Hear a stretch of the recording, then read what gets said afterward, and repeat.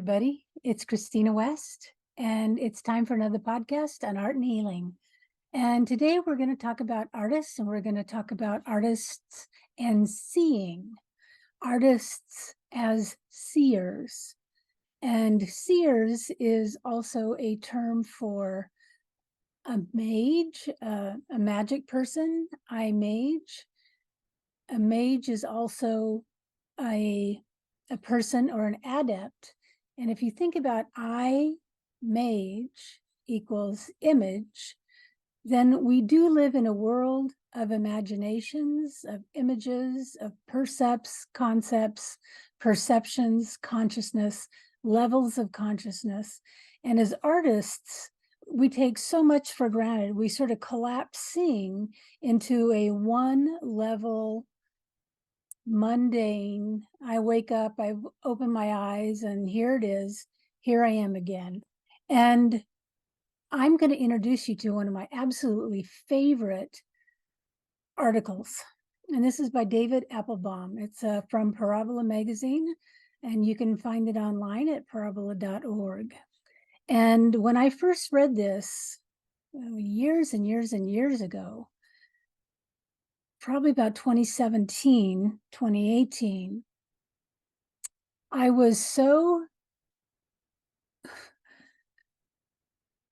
it was so big for me, the experience of reading this, that I immediately, because it's 4 meditations on seeing with relation to Meister Eckhart. So of course I've someone who works with sacred images and wanting to understand what is sacred in art, what is the sacred in art, or how does art become sacred? And is there sacred art? Is there not? Is there non-sacred art? And then what's the difference? So that's been my lifelong study and question and inquiry. And the more I ask those questions, the longer the answers become, and they just lead to more questions.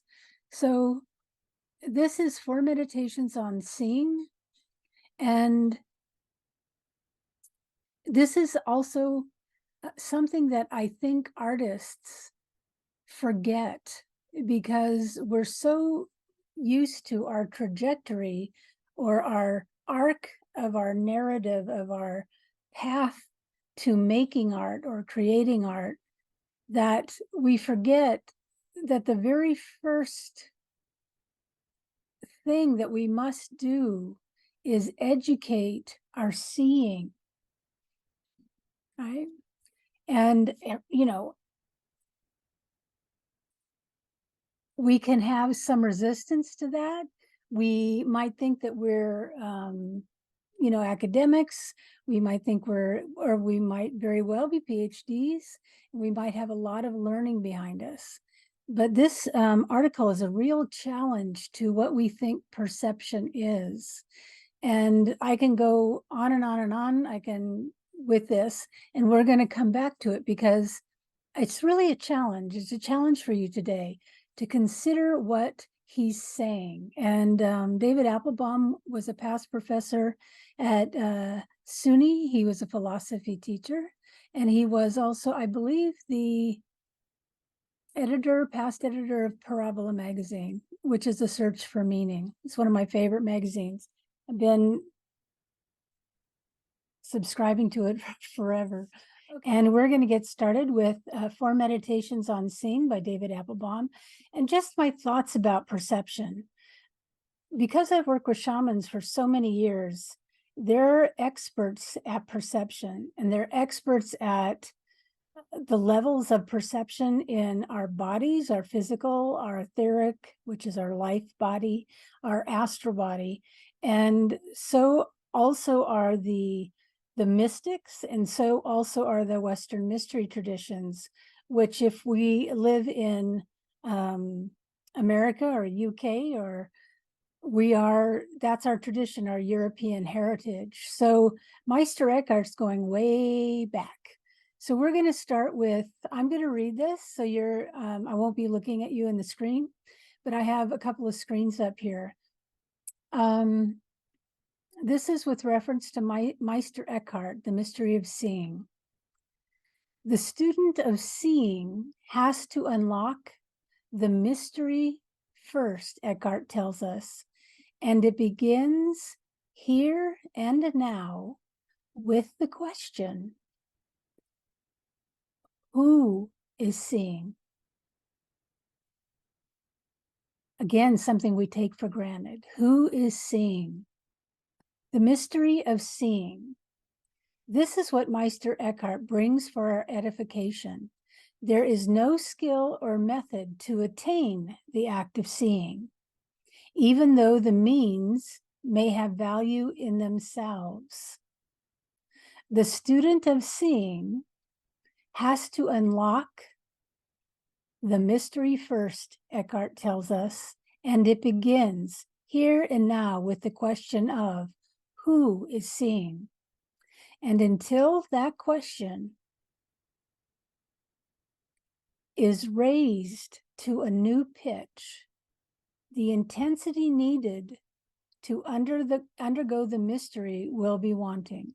So let's unpack that a little bit.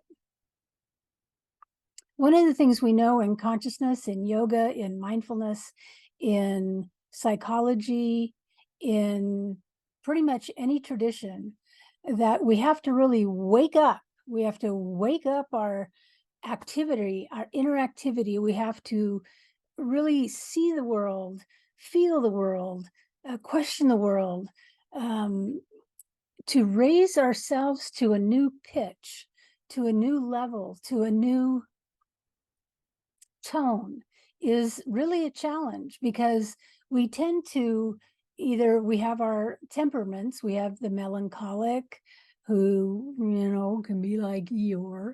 We have Tigger the tiger, who's like a choleric, and we have a sanguine, who's like a butterfly, and we have the phlegmatic, who likes doing things in rhythm and knows what they're doing. So all these temperaments have their gifts and their challenges. So if you know your temperament, you can start working with, upping your game, because we're talking about perception as an artist. The pitfalls of not working or honing our acts of perception of what we're looking at and how we're looking at, and asking this question of who is seeing, these raise our energy levels to a new pitch, because we take everything for granted all the time, don't we, as an artist? Oh, I'm looking at this. It's a book. Oh, I'm looking at that tree. I've seen millions of trees. This isn't what Eckhart is talking about. What Eckhart is talking about is something that some of the intuitive painters are working on and working at, but there really isn't a language developed for it, because what we're talking about is perception and will. Perception and will. The will, the deed, I'm going to open a door, I'm going to close the door, that's will. I'm willing an action. So when we're looking, when we're seeing, when we're perceiving, shamans say that when we look at something, we're actually reaching out like two arms, two eye arms to what we're looking at, and we fondle it with our eyes, sort of at the end of a tether. We're trying to grasp, what is that? So if we're looking at a tree limb, if we're looking at a leaf, if we're looking at how that sprout raises itself off the tree and starts budding and growing and lengthening and more sprouts coming, this is interactivity of seeing that isn't what I call dead seeing, like, oh yeah, I know that, I've been there, done that. This is an active awakening that the tree is alive, you're alive, you're looking at the tree is sensing you're looking at it, and you and the tree become working in sort of a dance, which Carl Jung called the anima mundi, the world soul. So people who study, men and women who study shamanism, men and women who study mystery traditions, men and women who study yoga, all the different spiritual activities, it all is based on seeing or sensing. Even if you close your eyes, you're seeing the blank wall in front of you, or perhaps a field of slowly mutating colors, or. So some people who meditate for many, many years have sort of broken through, they've pierced the veil. And Parsival, the Grail, the name of Parsival means to pierce the veil. Parsival, pierce the veil. And that's what we're doing when we lift the veil of Sophia, when we lift the veil of the mystery traditions, when we lift the veil of our perceptions, when we're lifting the veil, when we're trying to penetrate and look at a canvas or writing or making jewelry, we're actively engaged. And this is the joy of creating. And we all know the joy of creating. So that's just the beginning, a little intro. We haven't got very far. So he says, who is seeing? The gateway is to be found in the releasement from what Eckhart calls me and mine. The ego and its collection of things that define its territory. And in American slang, we call that our baggage. Our family of origin wounds, our worldview that's handed to us. And many times we never question our worldview. As you can see in social media, we think we're right pretty much about everything. So this is actually the beginning of seeing, is to release this sort of what we call the lower ego, this me, mine, and what I think is true, right? The gateway is to be found in the releasement from what Eckhart calls the me and mind, the ego in its collection of things that define its territory. As soon as one relaxes and becomes human, endowed with a sensitivity to what is real, the peculiar role assigned to humanity in creation, it presents itself. I'm going to reread that.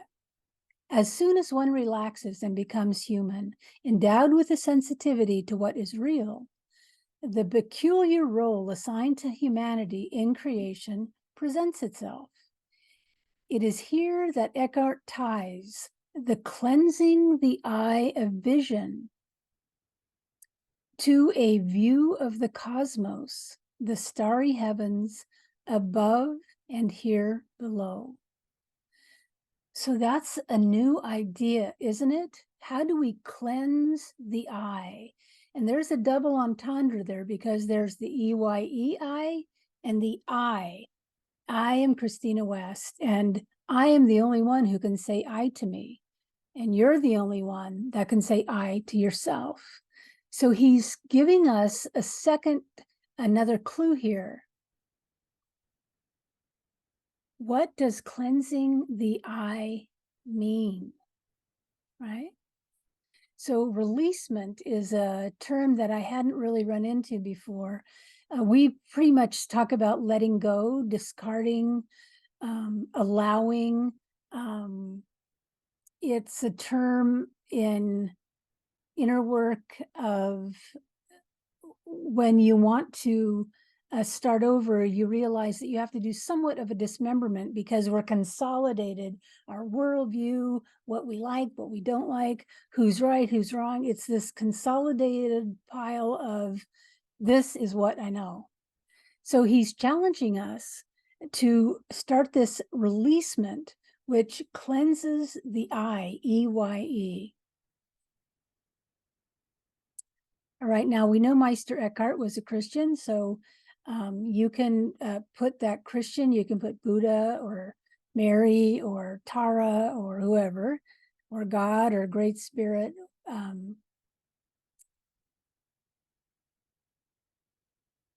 Seeing must travel the breadth of its relation, right? So if he's talking about cleansing the eye of vision to a view of the cosmos, the starry heavens above and below, the divine and the human, God and myself, seeing must travel the breadth of this relation, or these relationships, we could say. This is a tremendous meditation, or meditations actually, for an artist, for a writer, for any kind of creator, is to challenge ourselves to what are we actually seeing? Just the beginning, what are we seeing? The turning point of Eckhart's thought has to do with transformation. I'm going to repeat that. The turning point of Eckhart's thought has to do with transformation. The potentiality of the human being is very high. Angels are envious of the place given to us to occupy, he says, to open the doors of perception and to release vision from its hidden attachments. That is the path that his thought traces. To release vision, to release seeing, to release perception from its hidden attachments. That is the path. It is a path of knowing, gnosis, where the act of thinking and the act of being are one and the same. I'm going to repeat that. Where the act of being and the act of thinking are one and the same. His gnosis is special because of the clarity and simplicity of insight, and also for its specifics. It tells us that our deep identifications revolve around erroneous representations of reality. Without knowing it, we hold a mistaken view inherited from our upbringing, and it is up to us to radically change these habitual modes of perception. That's tremendous. That we think we know, and in the Western world, in America especially, we do what I call we cone to power. The more that we know, book reading of what other people have told us, and we can repeat it and perhaps understand it quite well, then we sort of can lord it over other people. Our whole world is based on this in the West. This is materialism. And what Eckhart is asking us to do is to release what we think we know, right? Release what we think we know. Now, yogis are trying to do this their whole lives, and people who meditate, they're on the path to this. But so are artists if they want to pierce the veil into another mode of consciousness. So what that means is most people think, that the mode of consciousness that you have, everybody has. Now we're beginning to see that in new physics, that the blue that I see might not be the blue that you see. And how do these different perceptions of what we call reality, how do we have a ground that meets, right? So this is where we get our clarity of insight into human nature. It's where we've built all our efficacies on patterns of behavior, on roles and modalities and society's roles and rituals. All this is based on some sort of agreement. So he's not telling you to, go naked into the wilderness or anything. What he's asking you as an artist, as a seer, because I'm speaking to art and healing today, is he's asking us to up our game, to get innerly very active when we're in the act of vision, when we're in the act of perceiving. So let's give an example. So I have I'm in a life drawing class and I'm looking at the body. Many people who have worked on the body for years, they have little tricks that they can do around the clavicle, around the line of the hip, the thigh into the knee. There's the weight of the pencil or graphite to create a sort of beauty. So those are things that are quite lovely, but they're also one of the techniques he's asking us to release. Now, we don't have to do it all the time, but we can pick a time to try to do this releasement from what we think we know. And so many of us, especially if you're looking on YouTube and social media, of artists nowadays, where we video ourselves and we're talking and we're on camera, that we've developed techniques that we do over and over again because they're familiar, they're fast, and they give us the happy ending we're looking for because we want to sell our product. Typically, we want to sell. There's nothing wrong with that. So he's asking us at certain times to let that go, releasing it, to release what we think we know.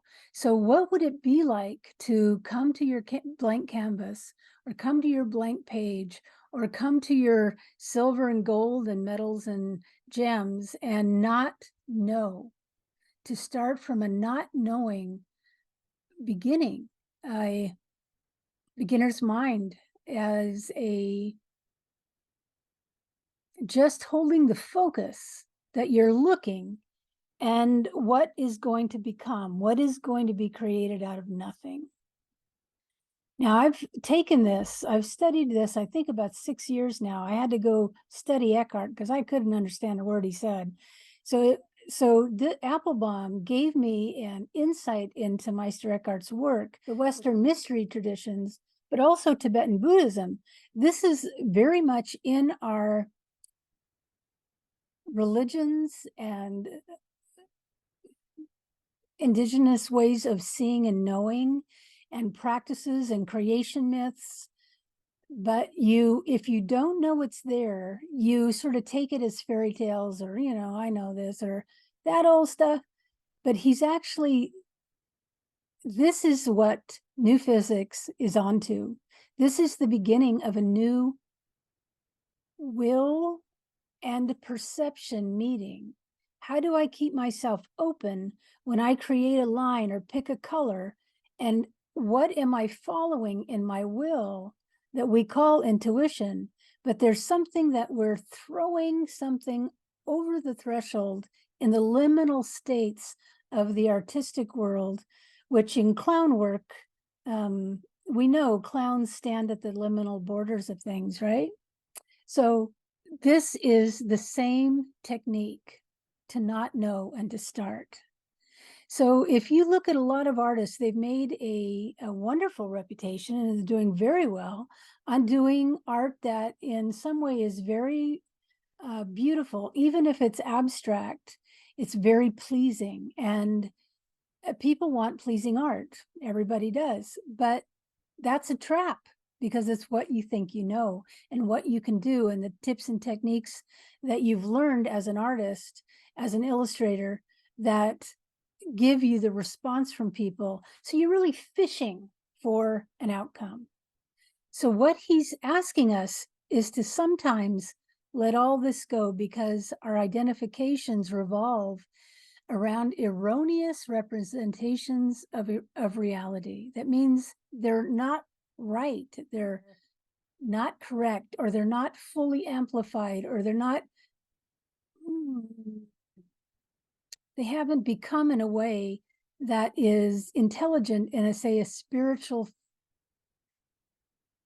how would I say that? If people haven't worked with shamans or indigenous people, they call us the little brother, and they do that because we've really lost this capacity for entering another mode of perception. And I'm not talking about drugs. I'm talking about inner work and meditations and concentration exercises and studying the rich texts from around the world that build new capacities in the human being. So he's saying, in the still, deep moment of meditation, one comes to the ground of intelligence. This higher mind, the spark or scintilla of the soul, is where thought is devoid of object.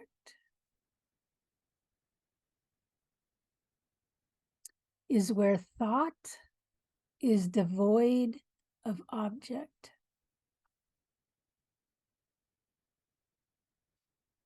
You probably say, what does that mean, huh? And who cares? So this is the beginning of a great divide in perception and seeing and consciousness. Dwelling in this releasement, in this letting go, which is how we'd say it now. Dwelling in this letting go, there is witness to the unfolding creative process, which in Eckhart's Christology, remember he's Christian, pours forth from the Father, Creator God, to his Son, the intelligible presence to this world.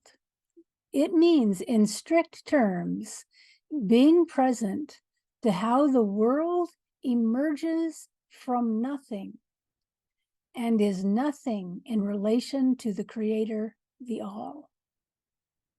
I know.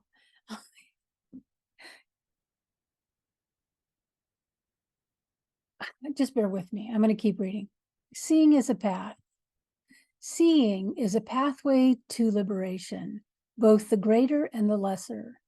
This thought we owe to Eckhart. Furthermore, the pathway is there to be discovered.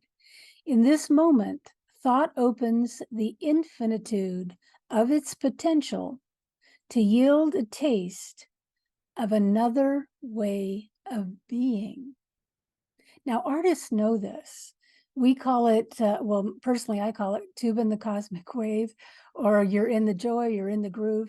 You've reached another level, and you can't actually make that happen.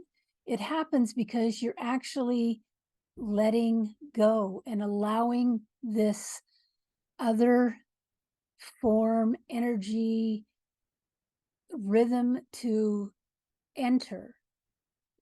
That's why I call it riding or tubing the cosmic wave. I grew up in Santa Barbara, so I always watched the surfers moving into the curve of that wave and what that's like. Okay, so I'm going to reread this. Seeing is a pathway to liberation, both the greater and the lesser. This thought we owe to Eckhart. Furthermore, the pathway there is to be discovered. In this moment, thought opens the infinitude of its potential to yield a taste of another way of being. It would be in the freedom of hope that one is able to go forward without a map or preconception, without a why, Eckhart says. Seeing is that look forward. So we're talking about future seeing. We're actually talking about willing ourselves into a future of not knowing. And through that not knowing of the act of creation, we're tracking an invisible becoming that is greater than ourselves. So this is what intuitive artists are trying for, but we haven't quite grasped the concepts and the percepts behind it. Now, we're talking Eckhart, we're talking Tibetan Buddhism, we're talking some of the oldest, greatest. I mean, this is what they're studying, in the consciousness study programs at MIT, right? That's why they do all those mastermind and brainstorming programs, because they're working on this idea of what is this other state of consciousness that starts building a becoming toward a future that is very vital, okay? So again, he reminds us of the extreme diligence needed for the task. The path is not ready-made, waiting there ahead of one's arrival. Okay, it is not ready-made. It is not waiting there ahead of one's arrival. Seeing unveils it. Seeing unveils it. When it is actualized, seeing is both the means and end, as well as the pathway itself. So now you're going to have to take this and you're going to have to listen to it again and again, or look up this marvelous, marvelous article that just blew my mind. And it started me understanding completely different deepening in creating, willing, seeing. Seeing, willing, future seeing. And some of you know that I'm a precognitive dreamer. So this is really where the energy of my work is this leaping into the unknown, but with all our skill set, with our developed intellect, with our developed heart forces, with our developed trust that there's a spiritual world. I'm speaking for myself, of course. You're going to have your own words about this, but this will get you there. Seeing is the pathway, and the pathway is unveiled in the act of seeing. So we're sort of looking at even what the Matrix was pointing at, right?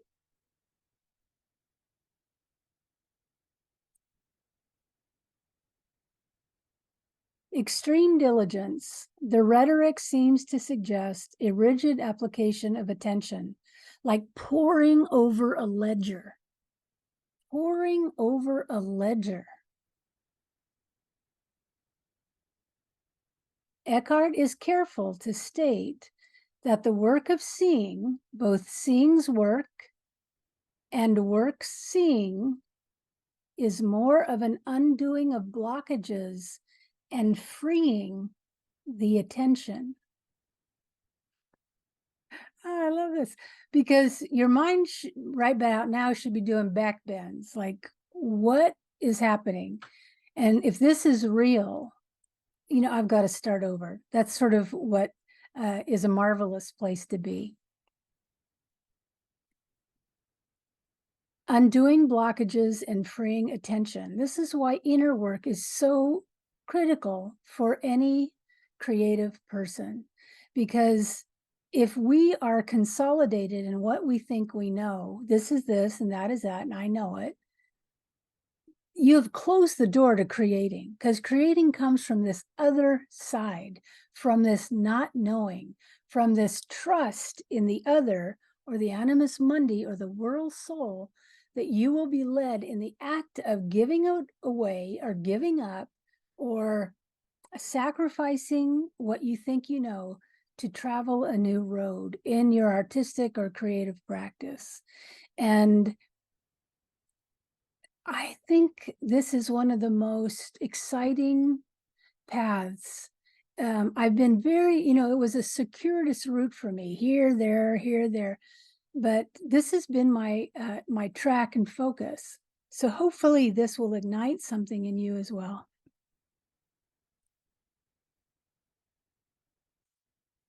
A vision is constricted because it's riddled by negation. When a pickpocket looks at a saint, he sees pockets, meaning what we think we know, we project at the world. So even in dream work, and if you do projective dream work in a group, somebody tells the dream and the whole circle works the dream as if it's their own. And what's interesting about that is it's called projective dream work because we know we're just going to project our stuff on that person's dream. We cannot separate our stuff from that dream, nor can we separate ourselves from our art or our canvas. Try it. I challenge you to try it, because this is really a discipline for a new creative path.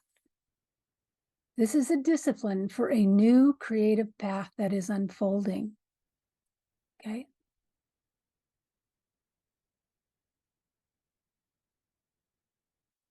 The path is therefore one of negating negation, unbinding the attachments that constitute one's preferences, desires, or inclinations. A person refuses the me and mine and lets it go. The discovery of not this, not that, I am not who I take myself to be, follows the seeing. Repeating the recognition over a lifetime defines a path. I am not who I take myself to be follows the seeing. And repeating this recognition over a lifetime defines the path. Letting go requires a whole new way of thinking and a new language. It is a challenge to understand what needs to release and what needs to be released. On the one hand, it just happens. And on the other, the greatest rigor cannot be avoided. One must remember the moment, as Dogen, the Zen master, put it, at about the same time in the late Middle Ages as this Rhineland mystic. Eckhart says in a similar thought, one must agree to the flow as it rushes forth from the unmanifest and be buoyant enough to keep up with its unfolding.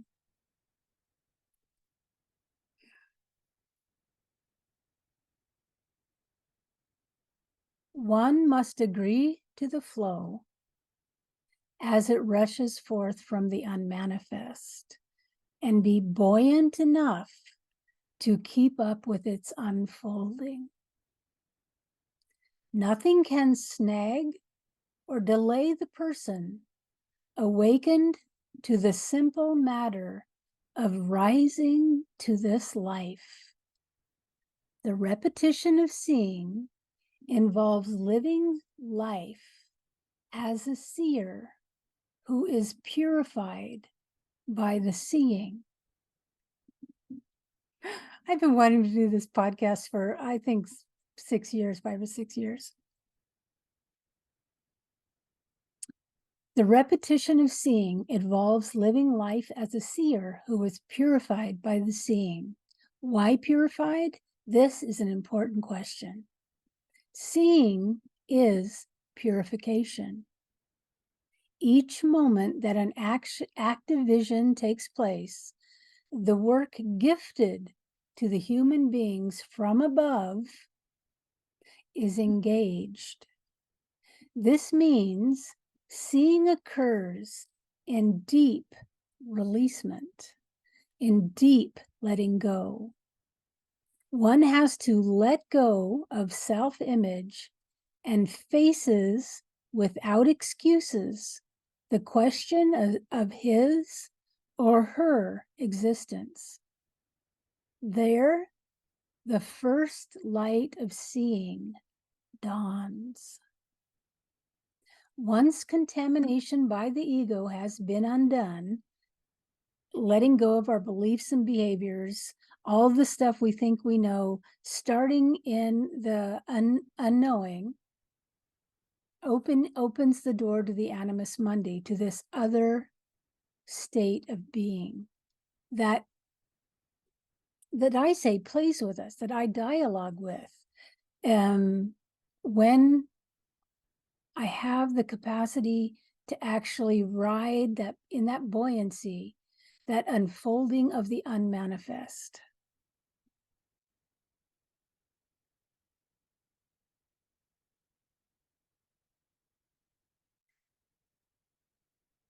Once contamination by the ego has been undone, life can be embraced as it comes to its becoming. In this, there is real freedom, which is the aim of all teachings. Okay? Once the contamination of the ego has been undone, life can be embraced as it comes to its becoming.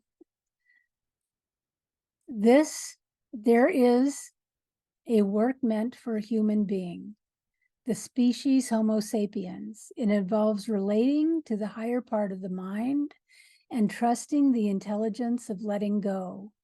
This is a movement towards bearing witness to the formless void, which is the Godhead in Eckhart's language, into which even God cannot enter until he surrenders his powers and possessions. There is this astounding thought. God too must work to release in order to see reality. Here, Eckhart tells us, lies the height of seeing, when the eye through which I see is the same eye through which God sees. The human being and the deity share an identical effort. Seeing is witness for the sake of that highest purpose. What is that? It is to provide a lens onto reality through which the Creator can see creation. That we actually share in the common work of keeping the universe lighted within the absolute blackness of empty space. The whole universe is in the process of letting go, and this means coming out of hiding and into the light. Reality is guided by the movement of epiphany. This is the thought of the Hadith. God is a hidden treasure waiting to be known. The unveiling of reality coincides with letting the blocks and the limits go and holding back no longer. Presence appears from absence and disappears back into it. This is marked by an outbreak of a meaninglessness.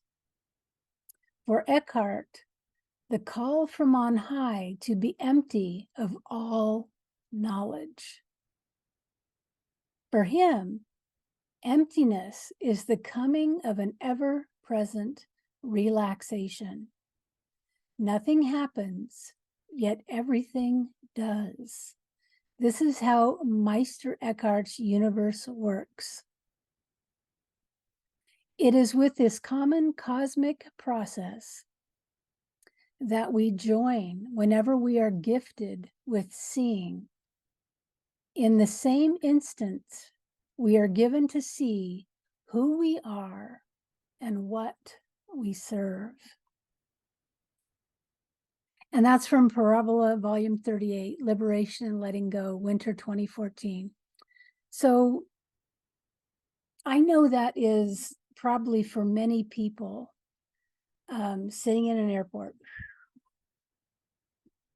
But this article I've been working with for 6 years, and every time I feel like the world is too much and that artists are just commodities to be used at special events and to bring them out, and that what the artist is actually doing, and there's levels of art, right? So the art we're talking about here is creating out of nothingness, creating out of a willingness to be empty and to follow the track of no thing,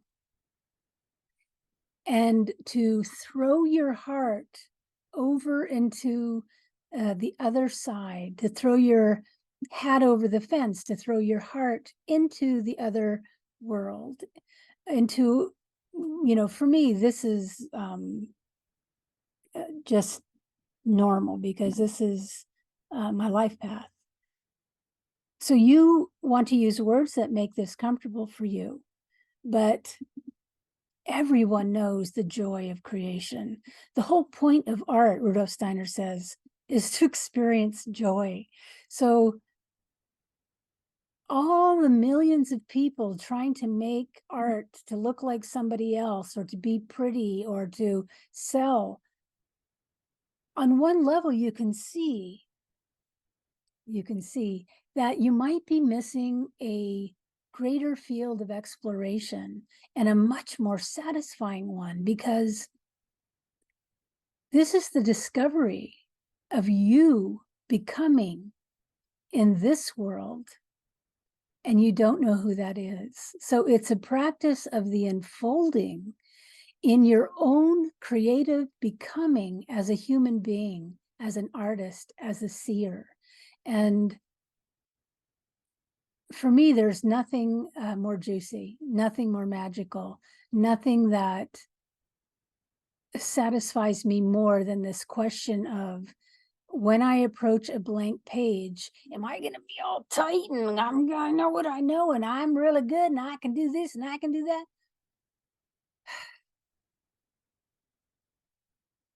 Or if I could just give that all away and start with, who knows what's going to happen? What line wants to live with me? What line? What form? What gesture? What color? Where to start? How to begin? Every time you look at a blank canvas, just like a blank page or a piece of metal that you're going to create into something, or a chunk of stone, there's bazillion questions, bazillion choices that you're going to have to make. So what Eckhart is actually talking about is, I'm just going to use the word God or spirit. Hopefully that's okay with people. Something higher than we are that created this world, that you're throwing your willingness to not know and to release what you think you know, to start in this beginner's mind and follow this track that only unfolds as you begin. And you're following the unknowing into the becoming, creating out of nothingness. And so I have successfully done that a number of times, especially the last two years, and also since I went to Berkeley in 2000. I mean, this is a path that I have been trying to work on and develop, because it is an area of consciousness that artists know, but they don't know how they can do it. And you can't make it happen, and you can't teach somebody else. You can talk around it, you can show what you've done, but this is really inner work of a seer. This is the inner work of an artist or a creative, to do the work of emptying out. And if we've come to power in an American materialistic way, meaning I've got a master's in this and a master's in that, and I can do this and I can do that, well, that's a roadblock to the becoming of the future that is unmanifest and flowing out of the Godhead or the spirit world or the Great Spirit, as the Native Americans might say. And there is such a joy in trusting this unfolding. So there's a challenge for you. This is a challenge coming from Meister Eckhart. And see what you think of it. listen to it over and over again. Go read the marvelous article. It's something I've gone back to and back to and back to. You know, if you've got your courage, order some books on Eckhart and see if you can think your way through that, because he was a tremendous metaphysician. And in those days, when you were that brilliant, like MIT brilliant, they thought you were a witch. So, you know, we are evolving. So I hope that gives you all kinds of ideas. The next time you approach your canvas or a blank piece of paper, or a mindfulness practice, or even your yoga and your meditation, because it's the same thing of trying to quiet the mind, is to quiet the persona of what we think we know, and to start from a question of not knowing, to say, okay,